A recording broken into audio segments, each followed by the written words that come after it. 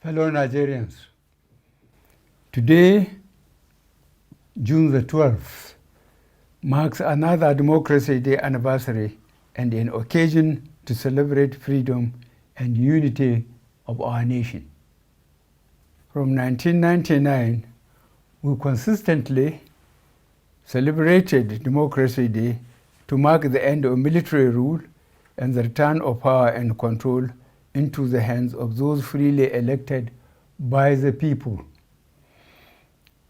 On this day, Nigerians recommit themselves to ensuring we protect and preserve the ideals of democracy. In 2018, we moved Democracy Day from 29th of May to the 12th of June. This change was to remind all Nigerians of one free election after which the presumed winner, along with Nigerians, were denied their rights and their choice. On June 12, 1993, Nigerians saw the best in our citizens as we all went out to vote peacefully. By June 24, 1993, we also saw the worst of our leadership as elections were annulled. We must never forget the sacrifices of the heroes of Nigeria's democracy during 1993. Their patriotism and peaceful struggle should guide our actions, especially when it comes to electing our leaders and holding them accountable now and in future. Fellow Nigerians, this is my last Democracy Day speech as your president. By June 12, 2023, exactly 1 year from today, you will already have a new president. I remain committed and determined to ensure that the new president is elected through a peaceful and transparent process. It is important for all of us to remember that June 12, 2023 will be exactly 30 years from 1993 presidential elections. In honor and memory of one of our national heroes for democracy, Chief MKO Abiola, GCFR, we must all work together to ensure this transition is done in a peaceful manner. I am hopeful that we can achieve this. The signs so far are positive. Recently, all registered political parties conducted primaries to select their candidates for the 2023 general elections. These primaries were peaceful and orderly. Those who won were magnanimous in their victories. Those who lost were gracious in defeat. And those aggrieved opted to seek judicial justice as opposed to jungle justice. I followed the party primaries closely from the state level to the presidential level. I was very impressed to see across all the political parties that most candidates ran issue-based campaigns. The language and the tone throughout were on the whole measured and controlled. Another positive that came from the 2022 party primaries was a significant increase in women and youth, particularly across all parties. I was very pleased to see this development. This augurs well for the future. These trends clearly show the level of maturity our democracy has achieved in the last 23 years. As we move into the general election campaign season, we must sustain this mature attitude to campaigning and ultimately voting. We must never see it as a do or die affair.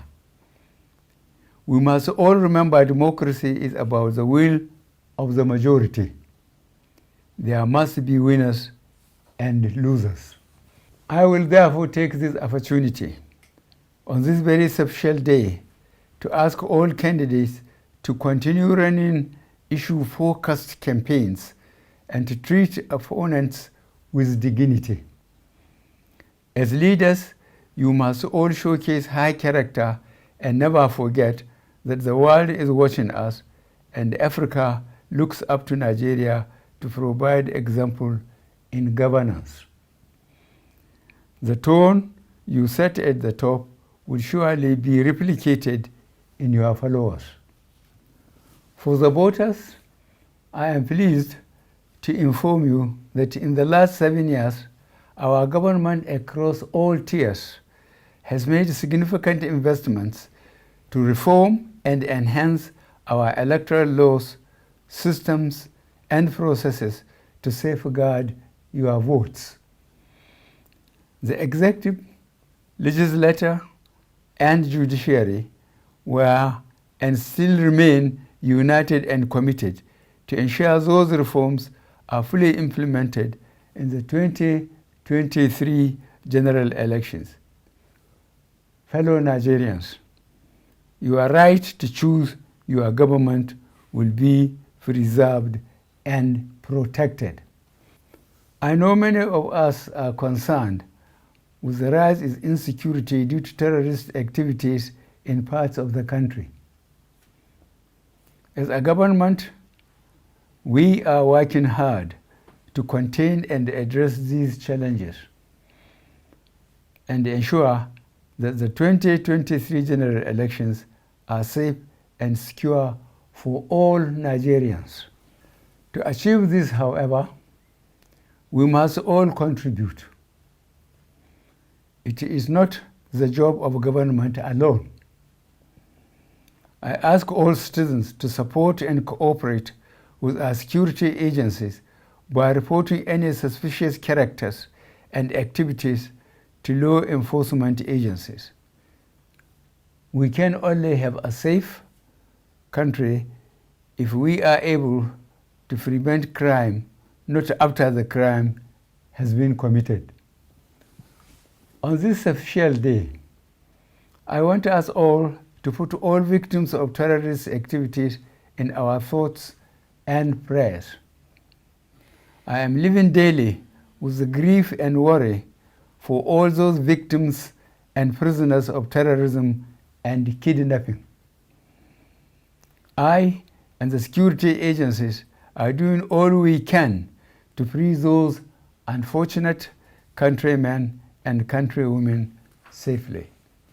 For those who have lost their lives, we will continue to seek justice for their families against the perpetrators. For those currently in captivity, we will not stop until they are freed and their kidnappers are brought to justice.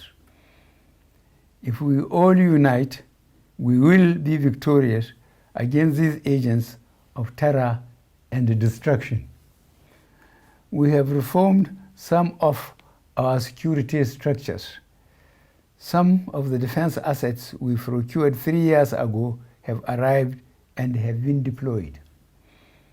Our cybersecurity and surveillance systems are being upgraded to further enhance our ability to track and trace criminal elements.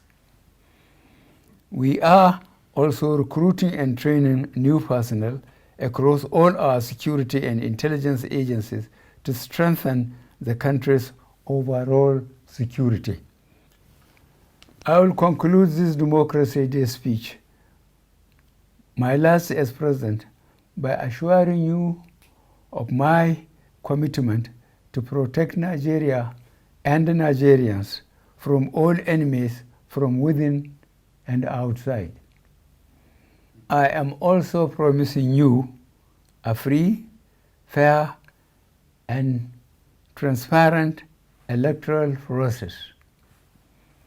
And I am pleading with all citizens to come together and work with government to build a peaceful and prosperous nation. God bless the Federal Republic of Nigeria.